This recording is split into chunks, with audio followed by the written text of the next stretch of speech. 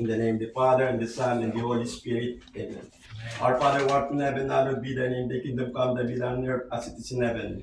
Give us this day our daily bread, and forgive us our trespasses, as we forgive those who trespass against us. Lead us not into temptation, but deliver us from evil. Amen. Hail Mary, full of grace, the Lord is with thee.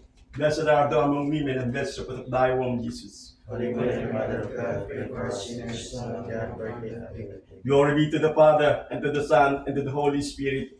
As it was in the beginning, is now, and ever shall be, world without end. Amen. May mighty God bless us, the Father, the Son, and the Holy Spirit. Amen. Amen. Okay, gentlemen, duties and responsibilities on board the ship. Master.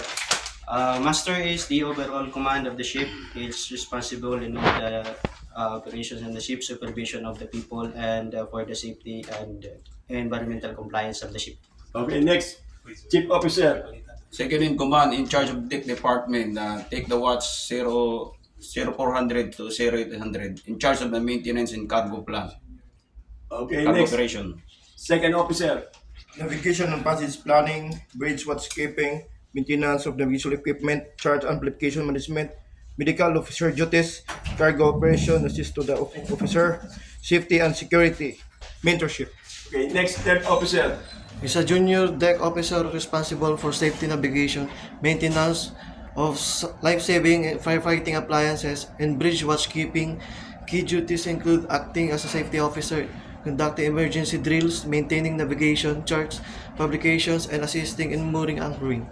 Okay, next. Boson. Boson, a senior deck rating who leads the deck crew overseeing maintenance of the ship's hull, deck equipment, and superstructure while reporting to the chief officer.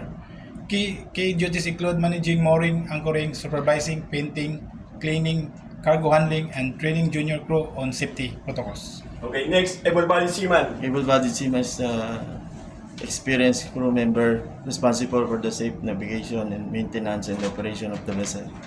Okay, next. Ordinary seaman. Ordinary seaman is in a deck department responsible for assisting with ship maintenance, cargo operation, and safety duties. Okay, next. Papman.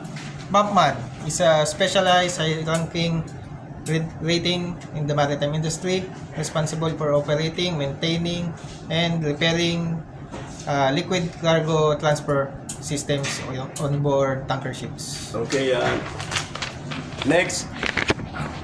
Deck cadet.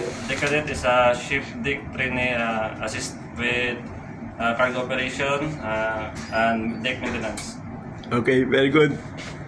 Okay, please subscribe my YouTube channel, CapEVT TV. Thank you and God bless. Yes.